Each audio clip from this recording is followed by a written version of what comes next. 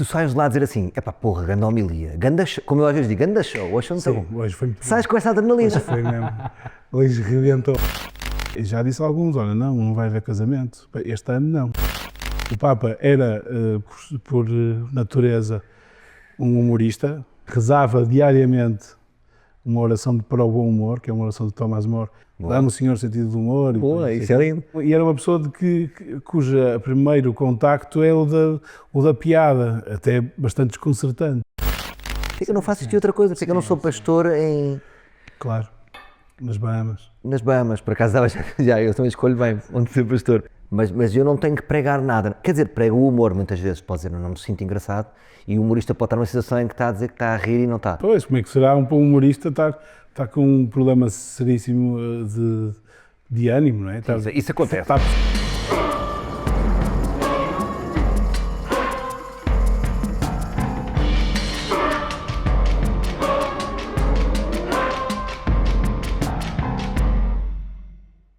Sejam bem-vindos a mais um episódio especial hoje no dia 13 de maio, e tenho o meu companheiro, sidekick, Diogo Lima.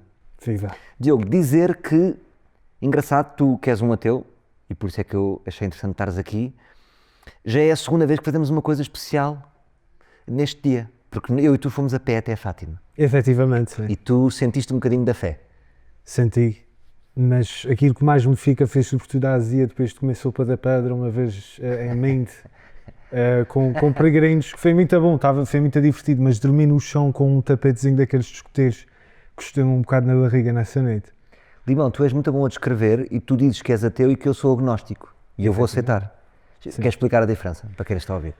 Bom, eu não e agora quero... depois o João vai dizer se estamos bem ou mal. Sim, eu não quero asneirar, mas a partir de um ateu é uma pessoa que nega categoricamente a existência de Deus, enquanto que um agnóstico deixa na sua linha de pensamento a dúvida sobre se existe ou não, e rege-se por aí.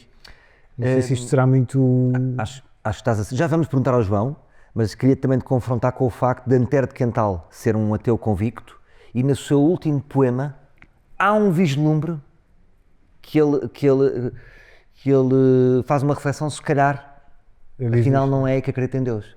Sabias disto? Não tinha noção, mas isso é um bocado como aquela coisa das pessoas em alturas de aperto se tornarem católicas de um momento para o outro, não é? Da mesma maneira que tu, quando tens que pagar impostos, de repente viras o maior liberal à face da terra e queres abolir-os a todos. Tu agora estavas contrapuseste muito bem. Tu achas que ele no último poema era quase como quando um carro estava a bater em nós? Cara, ai meu Deus! Eu diria que sim. Eu diria que a escrita para ele, que era mais séria, então de facto não sei se não é uma conversão. Temos que ler esse poema. Quiçá. Vamos a isso. E Antero de Quental é dos Açores, sabes de que ilha que é? É de São Miguel. É da tua ilha. Passo muito frequentemente pelo sítio, pelo banco de jardim onde ele se matou. Pois é. Não sei bem onde é que queres chegar com isto, mas... Olha, então, Limão, muito bem-vindo. Obrigado por estares aqui mais um dia connosco. E hoje recebemos aqui João Sarmento. Grande João. João, muito contente de estares aqui. A primeira coisa que eu queria frisar é que tu chegaste de camisola de capuz. Tivemos a isto de ter um padre com camisola de capuz. Já viste? Mas está muito quente aqui, portanto, como estamos já em maio, está quente e por isso tive que ficar de branco como tu. São 2 anos. E assim, não sei se para as câmaras isto funciona. Funciona, somos 2 anos. Mas pronto, estamos bem. Mas somos sim, anos. ando quase sempre com estas camisolas muito confortáveis e é o meu dia-a-dia. É o meu uniforme. Pois pá, somos 2 anjinhos barrocos. Se nos fizessem uma permanente, eu acho que eu e tu... Sim, muito. Eu acho que os meus olhos e os teus... As barbas... Há aqui qualquer parecença, não é? São rasgados. Sim, e depois ligeiramente acastanhados e é verdade. Sabes que são olhos de meninos curiosos. Achas? Acho que sim. Olha, pá, estou muito contente... Estou muito contente de ter-te aqui. És um padre que nasceu em 1987. Boa. O que te faz ser para mim... És um puto para mim. Então, tu nasceste quando? Portanto, quase que eu posso dizer a um padre como é que é meu puto. Como é que é? Eu nasci em 83. Está bem então. Sim. Os teus amigos tratam-te assim, tipo, meu puto, esta linguagem existe na tua vida? Tipo, meu puto para aqui. Entre padres, não é? Entre padres. Entre padres. Normalmente não. É outra gíria à parte. Em latim. É uma coisa. Estou a brincar. Mas não é. Meu putos! Não. Sim, normal. Acho que nos tratamos de forma normal. As pessoas que me conhecem, que já me conheceram como padre, sou padre há 5 anos, muitas vezes tratam-me por padre João. Portanto, que é uma coisa que custa habituar e custa entrar, mas quem me conheceu antes de ser padre, naturalmente trata-me por João ou por outros nomes que Mas meu puto não. lhes ocorre nesse momento. Mas como é, a minha pergunta é... Meu puto não é, eu sou do Porto e, portanto, os meus grandes amigos são do Porto e o meu puto não é muito do Porto, é uma coisa mais cá de baixo. Estava só a pensar se como Mais tu és filhote. padre... é filhote. Mais filhote. Então há filhote. Como é que é Meu filhote? querido, filhote. Claro. Dessas coisas. E os teus amigos, tipo antigos, antigos, porque há os novos, Sim. houve um salto de respeito por ti por seres padre? Ou mantém-se a mesma terra a terra? Não, é exatamente igual. Exatamente igual. Alguns até quase que me desrespeitam mais por ser padre. Não, alguns não acham muita piada esta opção, ou não acham propriamente um bocado indiferente, continua a ser a mesma pessoa. Os que não acham graça eram estavam contigo na noite, se calhar, que tipo, saíste, perderam um amigo, não é? Perderam um soldado. Precisamente. Claro. Ficaram sem menos um tropa, mas a questão é essa, que não é... Sim, alguns... É como, sei lá, um amigo que se casa ou que está solteiro, não é propriamente muito relevante para a grande parte dos amigos. Continuamos a falar dos mesmos, continua a ser a mesma coisa, não é? Mas Tu és padre há 5 anos. Eu já li coisas tuas, tipo, aparece padre, sacerdote. Consegues-nos explicar um bocadinho deste vocabulário? Qual é a diferença entre padre... Não, isso é igual, isso é tudo igual. Padre, sacerdote, presbítero, são nomes para a mesma coisa. É tudo, não é? Sim, é igual. Tu gostas mais Padre é de uma quê? coisa mais de cá de Portugal, que é pai, não é? Padre. É pai em... Desculpa, agora fiquei surpreendido de saber. Padre é pai, é tipo um modo antigo de dizer pai. Sim. Sacerdote está mais ligado, sacerdote há em muitas religiões, não é? Os sacerdotes de várias religiões, sacerdotes e sacerdotisas é uma coisa de várias religiões. Portanto, nós no fundo somos presbíteros, que ainda é uma coisa mais complexa, mas que é dentro da comunidade cristã havia várias coisas, os bispos, os presbíteros, os leigos, os diáconos, os subdiáconos, havia assim vários escalões e, portanto, nós somos presbíteros e depois há os bispos e os cardeais, essas coisas todas. Mas presbítero ninguém diz. Não, ninguém diz, ainda bem. Graças a Deus. É institucional, não é? Não, sim, não. Somos padres, sacerdotes, há pessoas que dizem sacerdote, mas é... Tu és muito novo, como padre, és um padre novíssimo. Pois, tendo em conta que há muito poucos padres e há muitos mais velhinhos e sim, tenho 37 anos, mas há padres bem mais novos. Eu sou jesuíta e, portanto, estudei 13 anos para ser padre. E normalmente os padres estudam 6 anos. Portanto, quem começa a estudar aos 20 é padre muito cedo, muito novo. Portanto, há padres bem mais novos. E disseste uma coisa interessante, há poucos padres. Há uma crise de padres, tipo como há Uma de crise de médicos. padres. Existe. Crise de padres, sim. Ou seja, há pouco. Quantos Não, padres há uma enorme crise, há uma grande crise, claro. Ai, não fazia. Pai, não Hoje em dia há padres que têm 5 paróquias, tomam conta de territórios do tamanho de... Ah, é? Sim. E já padres têm 5 paróquias? Sim, 5 ou 8, ou sim, em Portugal há padres com 8 paróquias. Então trabalham imenso, coitado. Trabalham mesmo muito e sim, é isso, tem que chegar. Ou seja, continua a haver mais ou menos a mesma carga de trabalho, que as pessoas continuam a casar, a ser batizadas, a morrerem e etc. E a serem crentes, isso continua.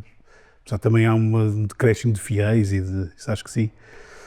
Mas há muito trabalho e poucos padres. Mas foi mais ou menos, não foi sempre assim, mas há várias fases da história em que foi assim. Então fala-se pouco do burnout de padres.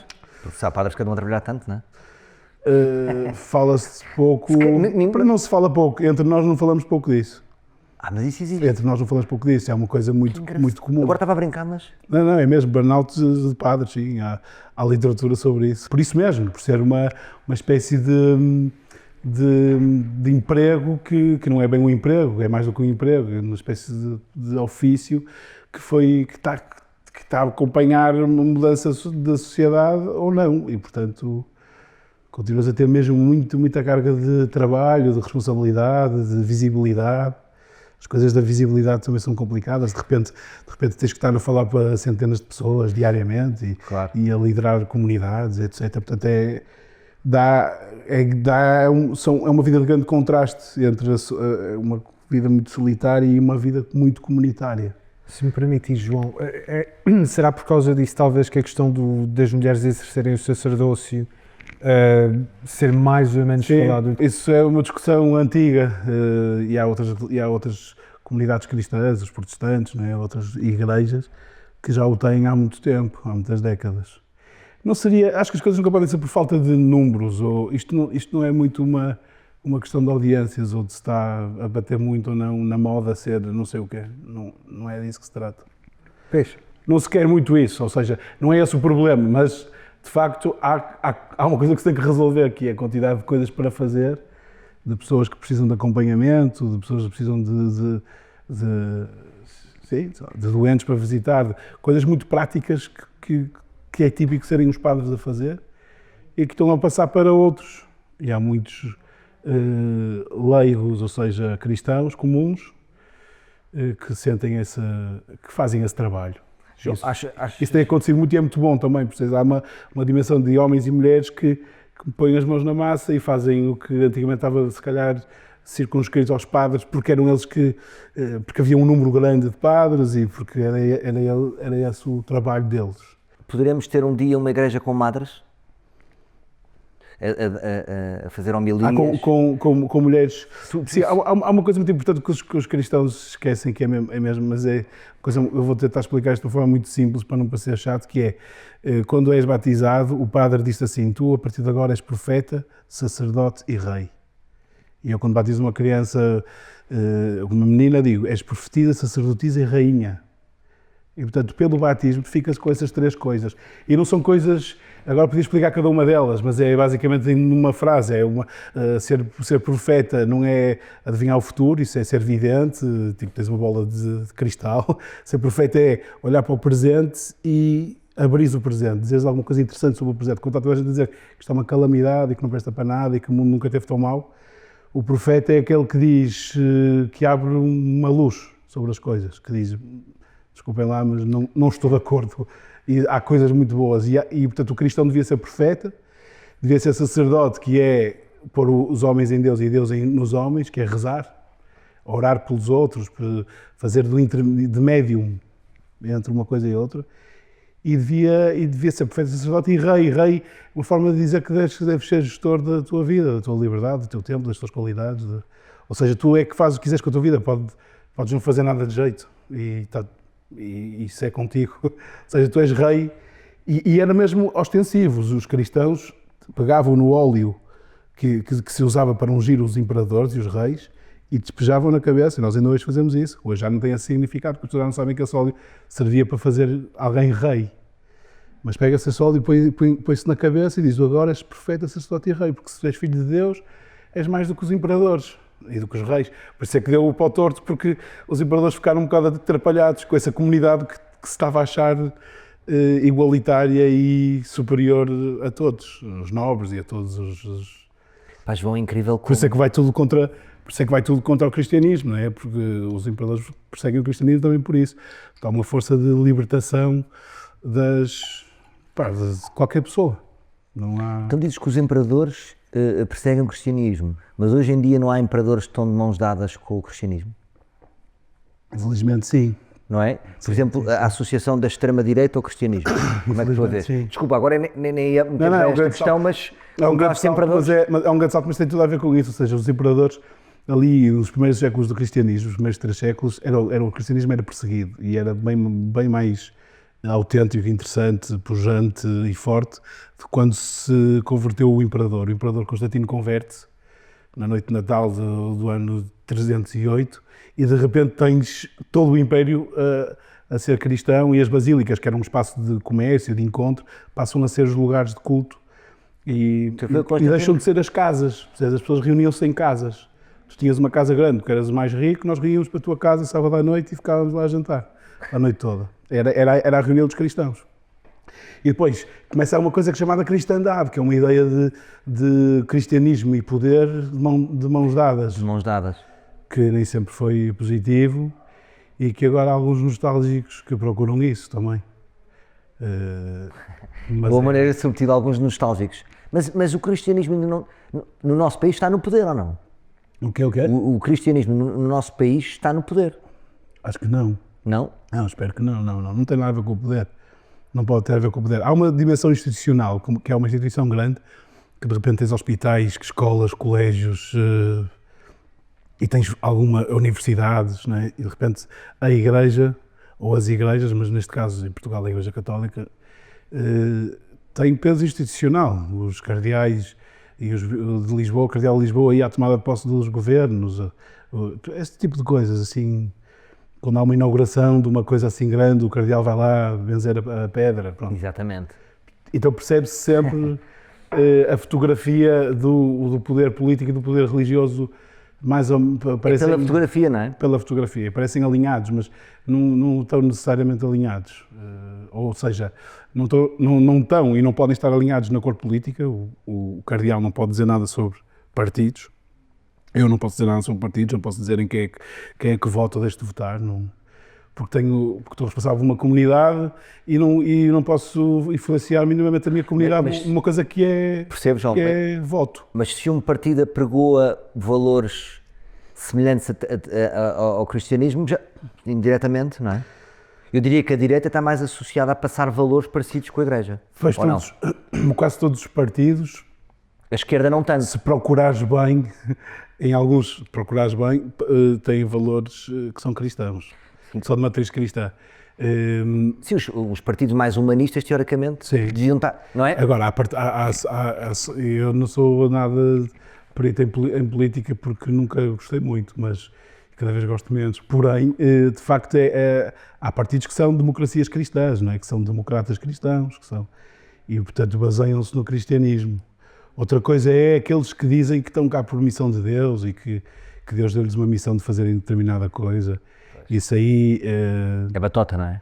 É uma grande batota, porque, quer dizer, supostamente é preciso ter cuidado com evocar Deus e o nome de Deus. E um dos mandamentos é não invoques o nome de Deus em vão. Pronto. Pois, falha logo nesse. Vê-se te calas, tu podia ser assim. Isto tem graça, falha logo, não é? Porque tu nunca ninguém te disse dessa maneira tão direta. Invocas o nome de Deus para coisas que bem exprimidas são os teus interesses pessoais e de ascensão e não sei o quê. Portanto, não venhas a invocar o nome de Deus. Portanto, a política, nós vivemos num país e numa sociedade que vem lá dos iluministas, essa gente toda que acabou com o poder religioso, e que isso não é necessariamente mau. O poder religioso e civil estarem separados não é necessariamente mau, é bom para se perceber qual é o lugar de quem e onde é que há os conflitos e onde é que a liberdade religiosa começa a terminar por um autoritarismo qualquer de um político e aí quem é crente tem que se chegar à frente, não é? Tem que lutar por isso, por essa liberdade. Ou ao contrário, ou começam a dizer como é que a igreja tem que ser, como é que os crentes têm que se comportar e como é que... Normalmente esses políticos muito crentes só são crentes de uma parte da igreja ou de uma parte do cristianismo. Não são crentes da totalidade do cristianismo, não vão a todas as missas, se quiseres. Assim, vão a uma capela específica, percebes? E se falares do caso norte-americano, nem sequer são católicos, né? Neste momento o presidente nem sequer é católico, é cristão, que é bem diferente, não é? Explica-me as diferenças. Ou seja, para mim, quando eu digo cristão, eu assumo logo que é católico. O catolicismo é uma das igrejas cristãs. É a primeira, é a primeira das igrejas cristãs. Tem a sede em Roma, porque foi onde morreram os fundadores da igreja, o Paulo e o Pedro, mas depois disso dividiram-se muitas igrejas e todos os dias aparecem igrejas diferentes. Então, qual é que é a igreja do Trump? A igreja do Trump, eu creio que o Trump é presbiteriano. Quase certeza que é isso. Que é presbiteriano. Ou seja, é uma corrente dentro da corrente protestante, é uma corrente mais conservadora, ou seja, a nível ritual consegues perceber que há rituais como se fossem missas, mas são culto, mas não tem nada a ver com o catolicismo, ou seja, não tem nada a ver com Roma, com os bispos, com os... Não há batismo, o Trump não é batizado. É batizado, a coisa que une todos os cristãos, basicamente... É o batismo. É o batismo. Depois o resto é que já não une tanto. Ou seja, batismo quase toda a gente aceita, quase não, toda a gente aceita. E por isso é que há muitos, acho que nos Estados Unidos a grande maioria dos cristãos são batistas mesmo. Claro. Porque é o sacramento, pronto. O resto dos rituais, a primeira comunhão, essas coisas, casar pela igreja, isso é quase só católico e é ortodoxo. Se me permitirem só fact-checking, ele deixou de se afirmar presbiteriano em 2020 e passou a denominar-se um cristão não denominacional, Pois. pelos vistos. Pronto. Fogo, é da complexo. Que isso Um cristão não denominacional. As denominações são os nomes das várias igrejas, né? Denominação, o nome. Cada igreja tem um nome O teu nome não é nada. e há imensas igrejas. Tu podes fundar uma igreja, tipo, qualquer pessoa pode fundar uma igreja. Mas isto é uma jogada, é tipo, sou cristão de todos. Isto é uma jogada para dizer que não está todos. preso àquela igreja, quer dizer, não está vinculado a nenhuma igreja.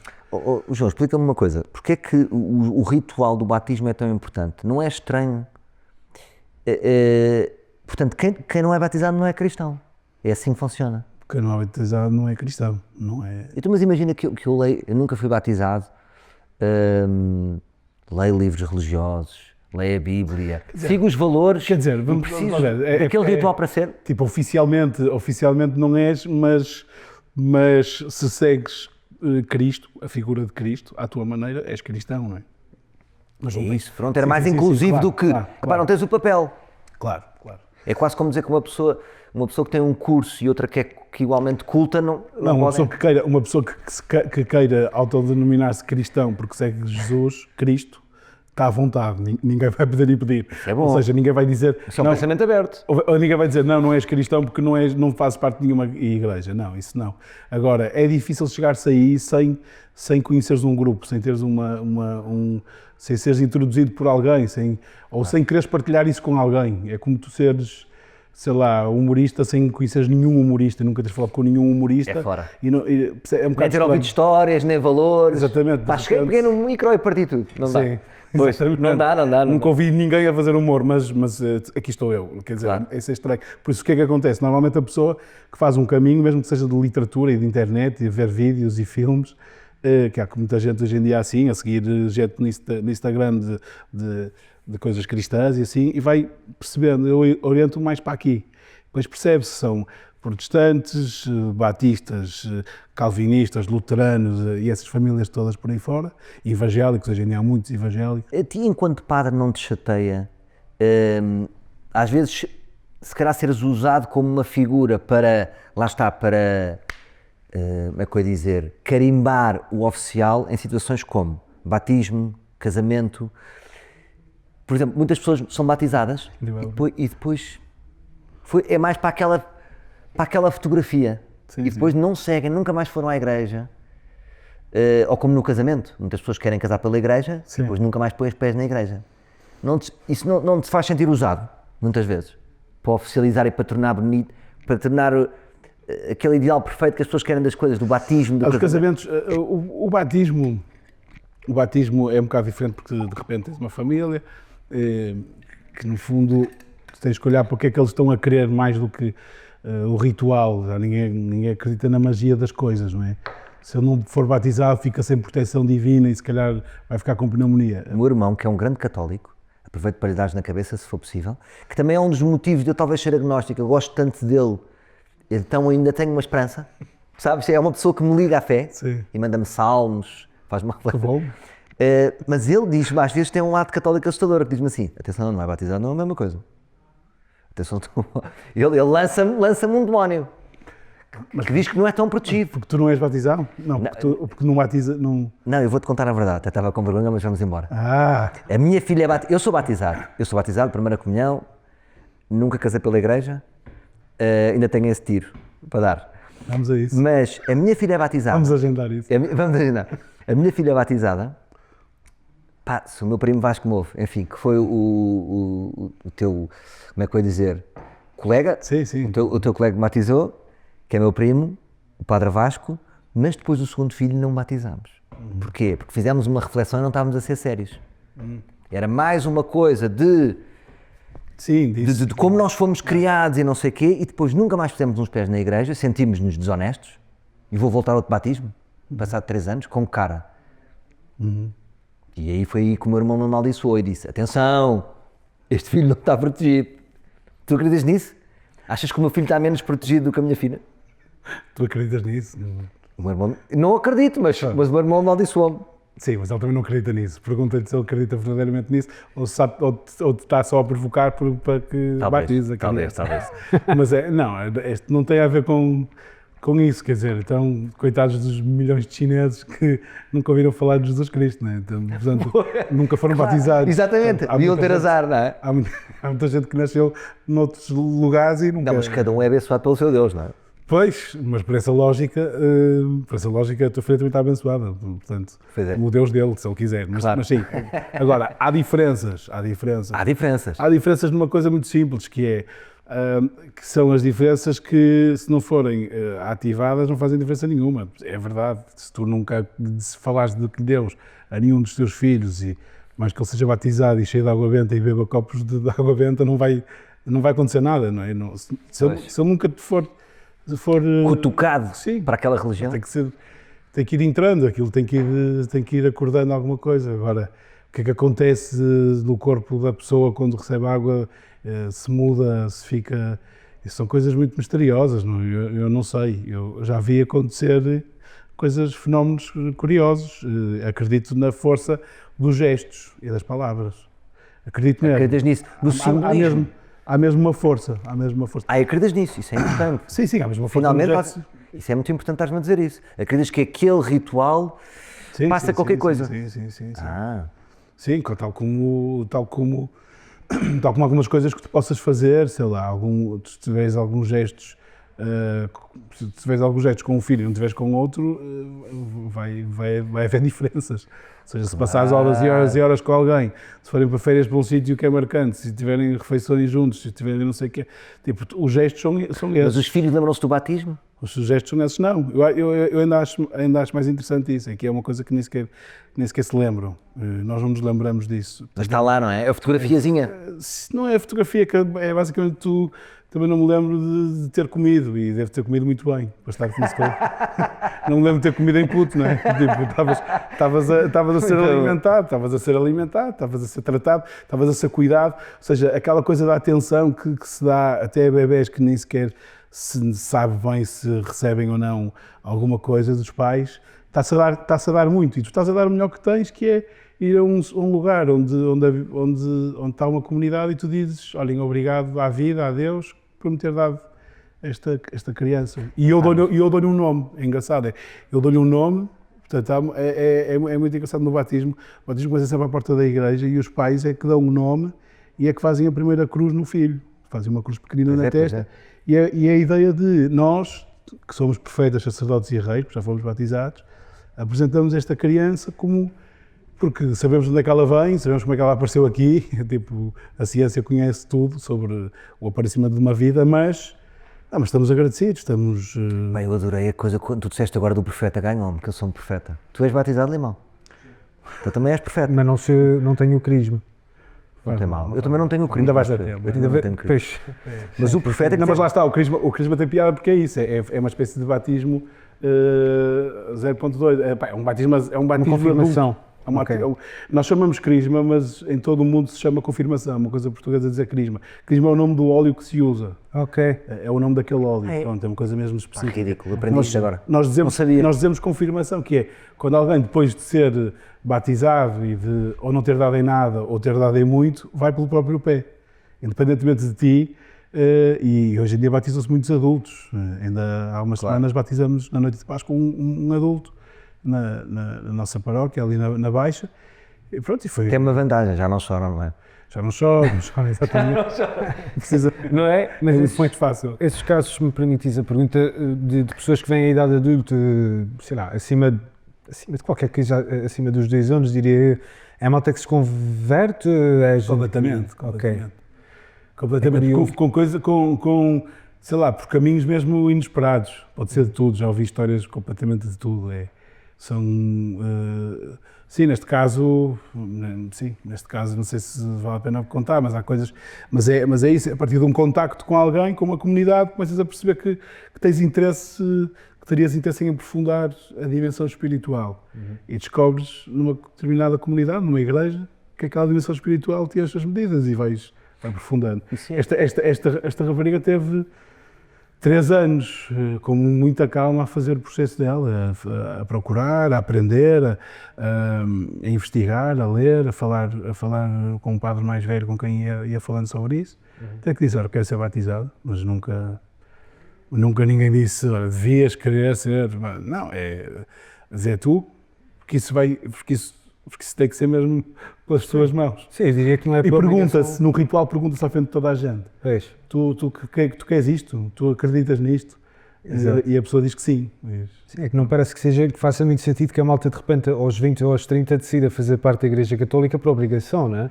Na Ninguém verdade, faz isso, ninguém faz Pois, isso. as pessoas Às vezes, acabam. às vezes há umas pessoas que querem casar pela igreja e, sei lá, e a mulher está tão entusiasmada em casar pela igreja que o marido até diz, eu por mim batismo. Pronto. Quando é assim, pelo menos nós dizemos, olha, não precisas, não. Podes-te casar pela igreja sem ser batizado. Não te vais batizar só porque sim, não é? Sim. Mas estás interessado nisso, vamos aprofundar. E às vezes acontece isso. De repente começa a pensar, eu vou-me casar pela igreja, não sei se acredito ou não acredito.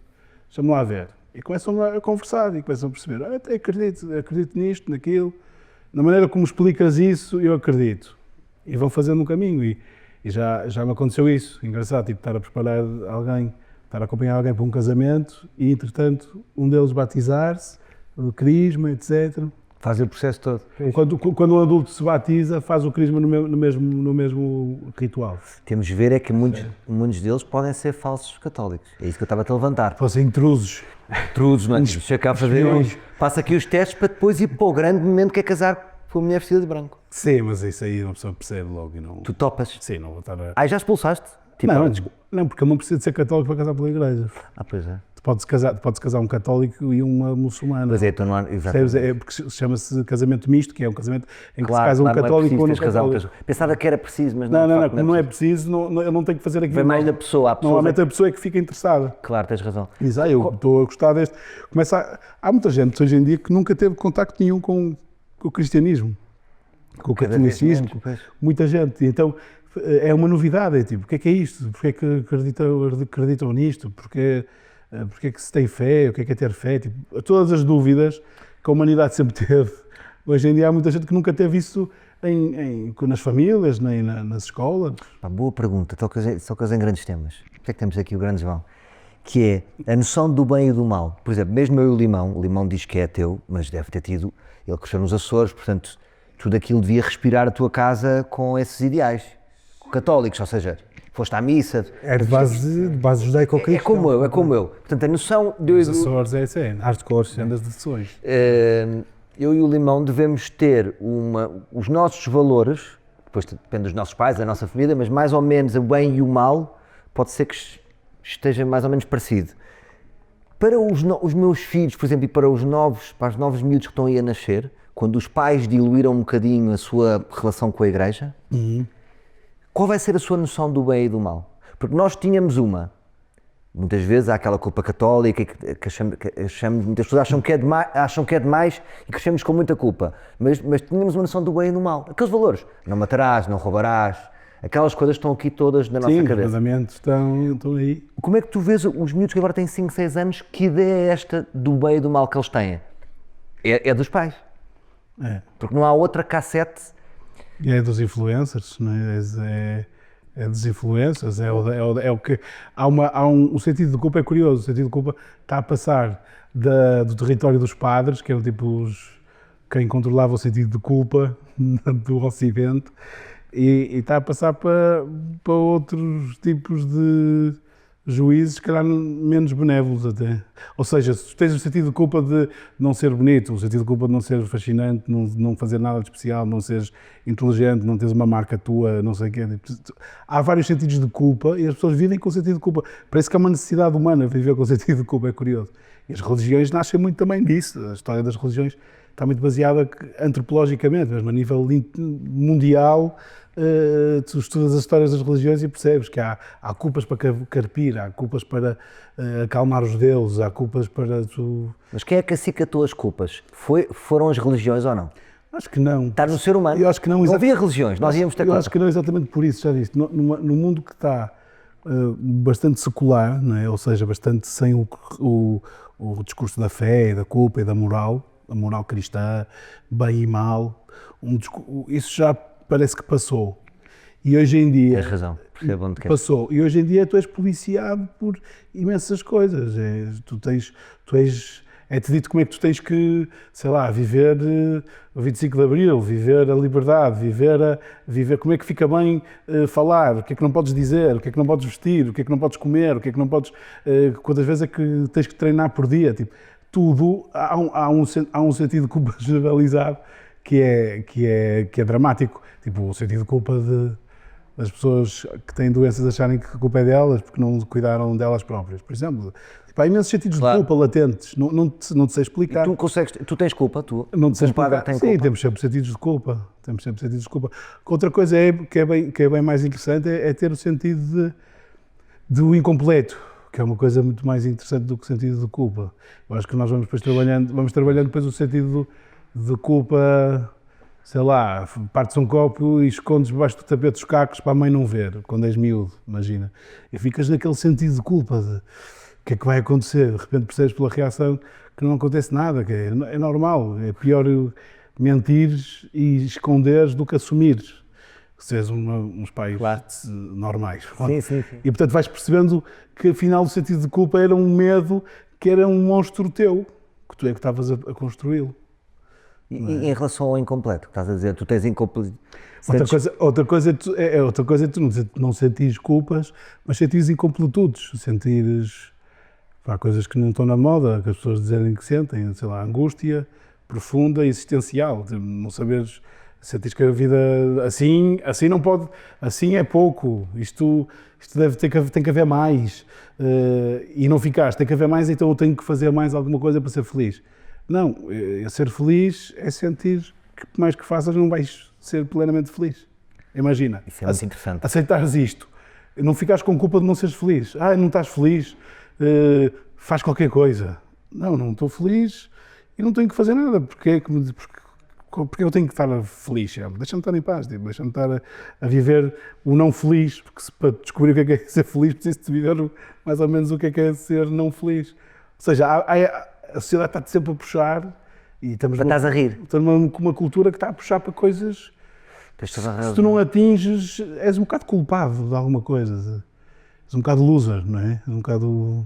Exatamente, a sociedade tem muito essa presença do vencedor e do falhado. Não estás mal disposto, és falhado. Não fazes desporto, és falhado. A culpa é tua, porque podes ir fazer. Claro. E a culpa é tua, porque não sei o quê. Então há uma coisa de culpa. Há uma música muito, muito boa dos Terno, que é uma banda brasileira, que se chama mesmo Culpa. E ele diz, a certa altura ele diz isso, ele diz culpa cristã, mas ele fala da culpa de tudo. Tenho culpa de não estar onde devia estar, tenho culpa de não ter feito não sei o quê, de não ter sido mais ousado, ou ter sido ousado demais, estou sempre com culpa. E tu imagina, os padres são pensadores, não é? Passam o dia a pensar, passam o dia a pensar, a ler, a escrever, a falar com pessoas. O facto de tu estás mais próximo desse pensamento que me passaste agora, faz com que tu estejas mais perto disso, ou ao mesmo tempo não? Ou ao mesmo tempo podes sentir mais incompletude do que outras pessoas? Porque também pensas, calhar, devia escrever este texto, falei aqui nesta homilia, não agarrei. Claro. Ou seja, claro, sempre. Tu descobriste essa verdade, mas não quer dizer que... Isso aí, no dia-a-dia de coisas pequenas, sei lá, estás a falar para uma centena de pessoas ao domingo e percebes que já estás há 8 minutos a dizer qualquer coisa e já estás a perder ali a audiência e de repente pensas, eu devia ter preparado isto melhor, eu devia ter contado aquela história, devia ter falado daquele exemplo, devia ter, uma piada aqui para o meio para aliviar a coisa para isto. Lindo. E começas a perceber isso. Opa, lindo. Eu só faço isto há 5 anos e vou percebendo isto, foi completamente ao lado. Eu tinha uma ideia muito clara, mas era difícil demais. Porque estás a falar para pessoas de várias idades, de vários estados sociais, de sítios mais democráticos e plurais, uma igreja. Entra quem quiser, ninguém paga bilhete. Pronto, e tu sais de lá a dizer assim, porra, grande homilia, como eu às vezes digo, grande show, hoje não está bom. Hoje foi muito sais com essa adrenalina. Hoje foi mesmo. Hoje rebentou. E sente-se essa... Não, porque, mas não é, mas ultrapassa-te, sabes? É qualquer coisa que se ultrapassa porque muitas vezes eu levo uma coisa muito bem preparada, com uma citação, com um poema, com não sei o quê, com uma história, e chego lá e não sei porque vou para outro sítio totalmente diferente e estou com Tu tens cara de ir. E a cabeça está tipo a pensar, não vais por aí, estás-te a meter num lodo e já estou, agora vamos. E de repente no fim tens pessoas a dizerem, olha, muito obrigado, isto foi ótimo, não sei o quê e tal. nunca tinha pensado nisto assim, já ouvi esse texto 50 mil vezes porque tenho 70 anos e já li isso 1000 vezes e nunca tinha reparado nesse detalhe. E sentes adrenalina pós-show? Desculpa ter ido. Sentes tipo, tens um pico de adrenalina a seguir? Sim. Tens que ir jantar, tens que ir. Sim, nos casamentos, assim, casamentos é uma coisa. Casamentos e funerais são momentos de imensa intensidade, porque tu estás, no fundo, estás a celebrar momentos essenciais da vida das pessoas. Batizado não também é, mas não é tanto porque a criança não está a perceber muito o que é que está a fazer, mas os pais estão muito envolvidos. Às vezes sim, outras vezes não. Mas um batizado e um casamento e um funeral, tu estás numa concentração total, porque possivelmente ninguém se vai lembrar do que tu disseste se correr bem, mas se correr mal ninguém vai falar outra coisa. Pois é. Tipo, e o padre, Ganar de lado, que disse aquela coisa das mulheres serem submissas aos maridos, e porque é isso, que há leituras assim e há coisas assim. Pois é, e o padre que disse, tipo, Claro. ou o padre falou de divórcio, ou o padre, pronto, coisas muito graves que acontecem em alguns casamentos. Quando não preparam bem, eu vou sempre com muito respeito. A viver aquele momento como um momento muito importante para aquelas duas pessoas e para aquelas famílias, e às vezes os momentos são momentos de grande intensidade mesmo, são em que eu estou lá muito pequenino, estou lá para fazer de mestre de cerimónias, distribuir jogo, pôr as pessoas a viver um momento. Eu não é, as pessoas não têm que ficar tipo, o padre não vai dar um show, o padre vai pôr as pessoas em contacto com uma celebração. Mas é um dia que os como- padres gostam. Imagina, dentro dos padres, estás ali com os jesuítas na casa e um diz: hoje tem um casamento, ganda seca, boa sorte. É um dia que vocês gostam. Não preferes a homilia? Alguns. Eu diria que eu preferi a homilia, se fosse padre. Na minha igreja, na minha vénia. Alguns não gostam muito, exatamente porque sentem que às vezes as pessoas estão lá porque a família quer, porque não está a ser sério. Então dizem, bem, eu vou para ali fazer uma coisa que as pessoas não estão a viver mesmo aquilo. Normalmente o que tens que fazer para contrariar isso é conhecer bem as pessoas que estás a acompanhar. E portanto, quem se casa nessa celebração em particular, quem se casa são os noivos. O padre faz também uma homilia, faz uma explicação das leituras, mas são eles que se casam, eles é que dizem as palavras mágicas. Pois, mas é um dia em que és um bocadinho um primeiro-ministro. Olá, falar com as senhoras, as velhinhas todas, a fotografia para aqui, tu és uma estrela, não é? Então tu, sendo jovem, desculpa agora estar a afagar um ego de um padre, que isto não é correto. Não vês, tu não te vês como estrela, tu vês-te como mediador, como alguém que está ali para tomar o melhor do momento e para as pessoas terem uma experiência espiritual a sério. Isto não foi um proforma, não foi uma celebração para ficar bem, não foi assinar um papel, não, isto foi um encontro espiritual, isto foi um momento espiritual. E por isso é que tem música, por isso é que as pessoas estão bem arranjadas, Sim, é bonito. por isso é que escolhes bem os textos, por isso é que escolhes bem as palavras, por isso é que eu digo que é difícil fazer uma homilia, que é a explicação das leituras, em que o padre fala livremente num casamento. É difícil porque tu tens que escolher muito bem as palavras, tens que dizer o que é que queres, tens que saber o que é que queres dizer àqueles dois, e tens que os sentir, tens que perceber, este casal... Está a precisar mais desta, pois. Sim, ou andaram muito, sei lá, estes tipos, há tantas histórias, já casei gente com várias idades, com muito novos, muito velhos, já com muita história para trás, já com outros casamentos para trás, etc. Histórias muito complexas. E por isso tu tens que ligar-te às pessoas, não é nenhum fazer de conta, zero. Tudo que seja fazer de conta, nesse momento acho que se vai notar e é falso. Tu se calhar vais ganhando um jeito de palpite se aqueles casamentos vão durar ou não. Ou não? Aposto que sim, aposto que tens esse feeling. Até há uma coisa que tenho feito ultimamente que é, tenho feito mesmo muitos casamentos, assim, e de pessoas muito diferentes, com fé ou sem fé quase, muito novos, que a maior parte já vivem juntos antes de casar, vivem juntos durante muitos anos ou alguns anos. Se eu tenho esse feeling, a primeira coisa que eu faço é falar com as pessoas sobre isso.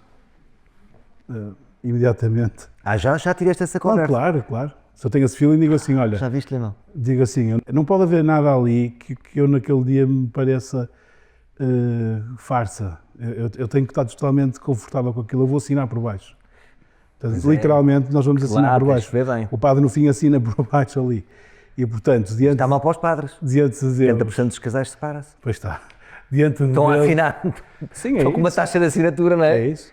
Portanto, ser muito transparente e dizer-lhes, olhem, e já disse a alguns, olha, não vai haver casamento, este ano não. E eles, como assim? E tal, ou arranjam outro padre, mas se ele me perguntar porque é que eu estou a passar o casal para o outro, eu vou ter que dizer. Ou então, acho que não é para ser já, não há pressa. Digo, Claro. continuem a viver juntos mais um ano, daqui a outro ano falamos, não é daqui a outro ano, vamos continuar a falar. Todos os meses temos uma conversa. Normalmente falo com os casais assim, sei lá, 6, 7 vezes, durante 6, 7 meses. E vamos trocando muitas impressões e depois muitas vezes vou jantar com eles, estou com eles com mais calma, vou percebendo, não sou nenhum juiz, não tenho que estar a fazer nenhum... Vais sentindo, Não claro. vou ter que estar a fazer nenhum juízo de valor. Agora, se sinto que aquilo não é muito verdadeiro, ou que há ali coisas que podem precisar de mais tempo para eles tratarem, porque sou eu que não percebo nada disso, tem que ser eles, só ponho as questões e digo, olha, isto, será que é mesmo isto? E já aconteceu dizerem, não é, pronto, afinal, se calhar vamos esperar mais um ano. Pois. Isso é super curioso porque tu acabas por ser uma espécie de checkpoint espiritual, o último antes de eles se casarem na mais séria, não é?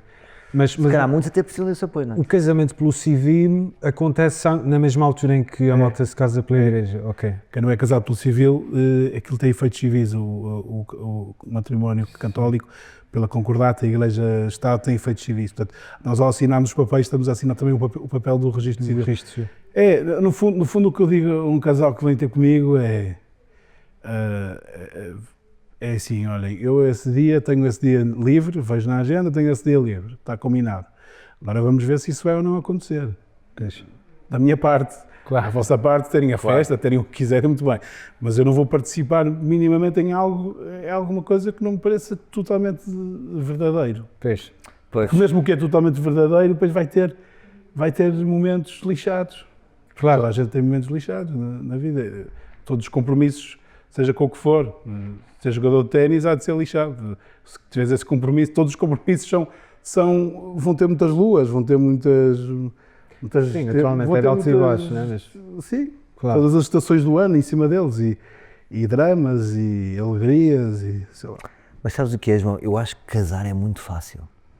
Eu tenho esta teoria que o casamento devia ser, imagina, tens um grande paixão e amor. Muito bem, metes os papéis, deixa passar 5 anos. Há uma primeira validação. Ok, você pode pedir os papéis para casar, já passou a aprovação. Só nesse processo, se demorasse 10 anos, metade desistia. Porque se o casamento está com 70% de divórcios, não está a correr bem. Não é bom para o casamento devia ter. Ora, quem casa tem 90%. Como é que chegamos aos 90%? Não pode ser tão fácil casar. Porque senão as pessoas casam porque... Quantos miúdos tu tens, tipo, que estão desde os 18 e vão casar aos 22? Tu estás a ver, vocês daqui a 3 anos não estão casados. Mas é que isso, acima de tudo, não se prende com uma lógica espiritual, não é? As pessoas não se divorciam porque perdem a fé em Deus. Ou seja, os divórcios estão mais associados a questões de casal, Olha, sim, é isso. Ok, está bem.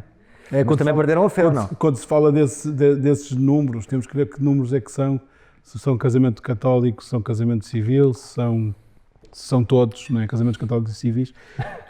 Era bom para rachar, não era? Os católicos estão com 48%, os outros é que te lixaram. Tinha que se perceber isso.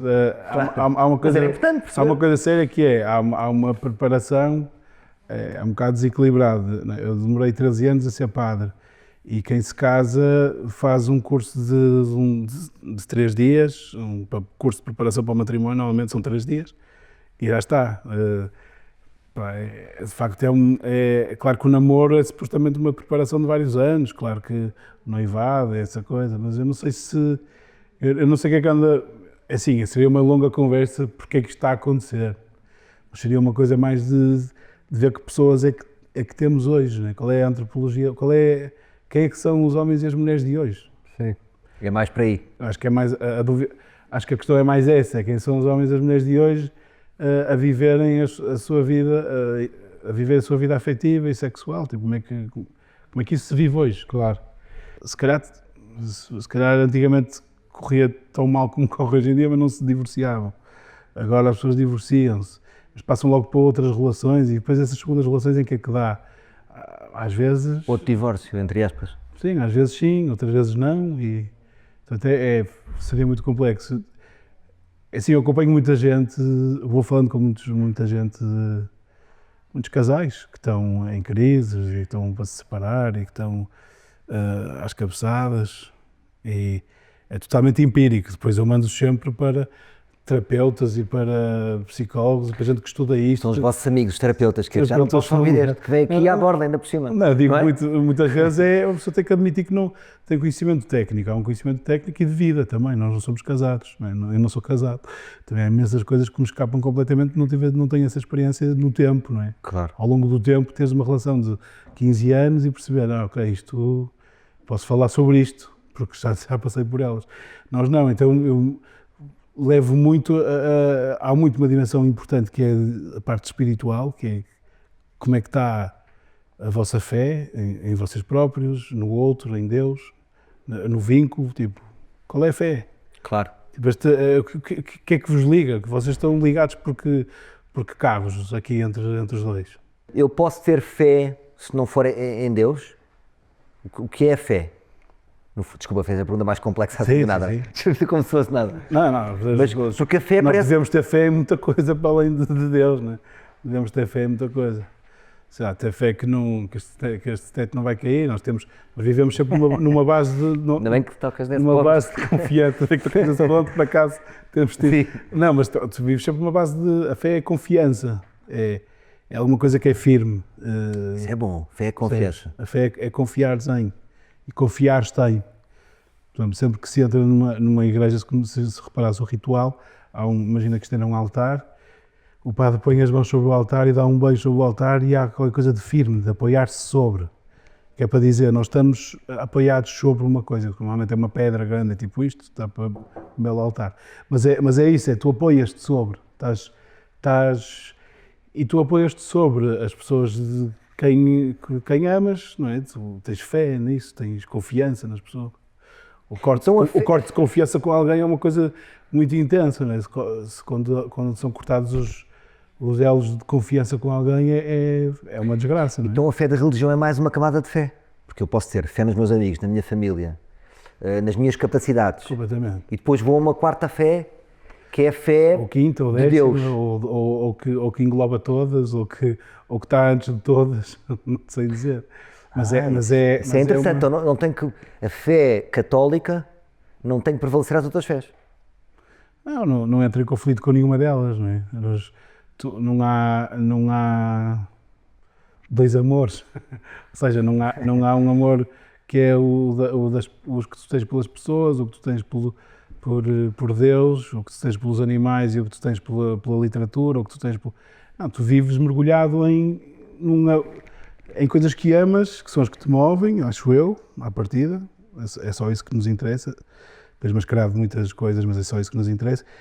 Mas o amor é sempre multifacetado, mas é o mesmo. Há uma mesma fonte, de alguma maneira. Eu acho que a fé é quanto mais tu entras em ti, quanto mais tu te conheces a ti e aprofundas o que és e o que anda aí dentro e mergulhas em ti, eu acho que aí é que vais encontrando o que é que será a fé. Então achas que a falta de fé, no geral nas pessoas, pode ser também uma falta de profundidade? Ou pode ser muito profundo e não ter fé? Acho que quem aprofunda e busca assim com intensidade, seja por que caminhos for, possa ir e possa... Porque há tantos feitios e há tanto mundo e há tantas maneiras das coisas estarem bem, não é? Há tantos bons caminhos. Seja quais forem, eu acho que a pessoa vai lá dar alguma coisa muito íntima sobre a qual não sabe falar bem, não sabes dizer bem o que te aconteceu, o que é que sentes, que momento é que foi aquele. Pronto, é a vida espiritual, é o que anda cá dentro. Acho que todos temos uma dimensão espiritual, acho que é bastante claro. Acho que não se fala sobre isso, acho que devia ser uma disciplina na escola, quase, tipo espiritualidade 1, 2, 3 e 4, devias ter todos os anos educação física e educação espiritual. Não religião moral. Tu até Não, trocar pela espiritualidade. mais importante seria a educação espiritual, uma educação do espírito. Nós somos espírito, somos sei lá, somos pensamento, somos o que é o que tu a voz que está a falar agora dentro da tua cabeça, a pensar que quando é que vou fazer a seguir, quando é que isto acaba, será que é preciso mais água? E o que é isso? São fluxos interiores, de vida interior, de pensamento. Isso é espírito, é alma, ânimo. Alma e ânimo são a mesma palavra. Ânimo é teres ânimo e teres alma é a mesma coisa, teres respiro, é teres vida em ti. Tu tiveste latim, João? Tiveste latim em seminários, etc. Tive latim, o ânimo e a alma e aquela história toda. E fiquei agora tudo feliz. Não, porque tu de repente tens vida interior. Nós temos vida interior, quer queiramos, quer não. E estamos a conseguir em alguns mecanismos que nos abafam essa vida espiritual pela distração. Não é? Temos muitos mecanismos desses. Se calhar o próprio facto de alguém nos ouvir e estar há uma hora a ouvir-nos em vez de estar calado a escutar-se a si próprio, se calhar não estou a contribuir para isso. Mas se a pessoa ouvir isto e depois ficar uma hora calado sem ouvir nada, provavelmente vai ser bom. Não vai ser bom, é absolutamente essencial. Nós devíamos aprender isso na escola, devíamos ter...